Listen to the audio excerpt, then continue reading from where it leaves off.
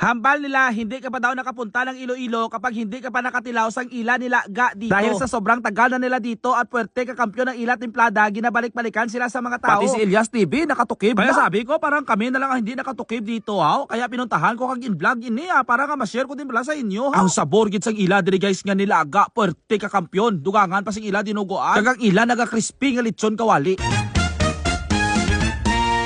Nagbiyahe kami papunta dito sa naga-trending kag sikat nga Inday Pata Nilagaan nga located lang diri sa La Granja, La Paz, Iloilo City. Dahil marami na nagatag sa akin kag naga-message nga, sir, kailan ka pupunta dito sa Inday Pata Nilagaan? Dahil parang ikaw na lang ang vlogger nga hindi nakapasok dito. Sabi ko, paano nyo nasabi na ako na lang ang hindi nakapasok?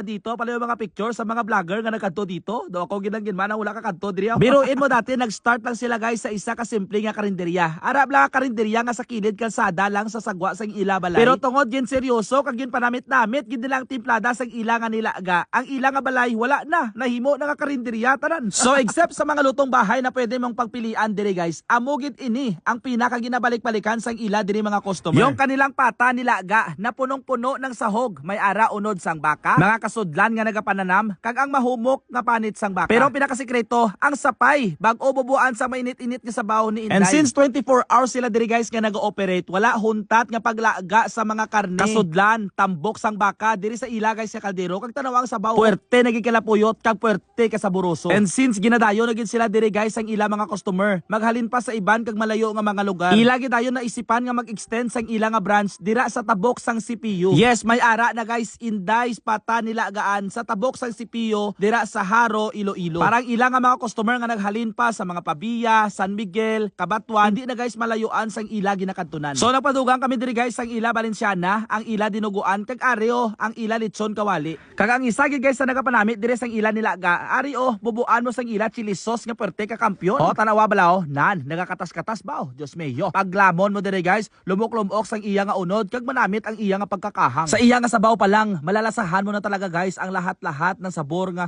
ginlaga gid bala todo, ha. Kaya mas manamit pagit ito siya kapag nilagay mo sa top of rice kag idasok sa baba mo. Bao, puwerte kay kinamit. Pero mas namit pagit diri ang iya ni Ma'am Si. Ara o lechon kawali nan, butang mo pagit sa sausawan nga Mang Tomas kag idasok sa baba mo. Bao, nagagurumo lang ang panit mo. Amo gid siya guys ang pata nilagaan nga kapag imo matilawan daw hindi mo gid paghinulsulan. Kaysa sobra kadugay pa naman sila bala nga nagabaligya sini guys. Of course, kuha na talaga nila diri guys ang ila nga timplada. Gani sa matilawan ko ini guys, do hindi man ako magtingala kung nga daw sa kadamo na gid sa mga nagakadto diri para nga magtesting higop sang ila nilaga. Kay ari pag ito nan, anli sabaw pwede ka gid kapag gusto refill. So that's all for today's video. Ipangtag na ang mga tropa mo para may upod kalagaw didto kag maghigop sang ila nga kaldo.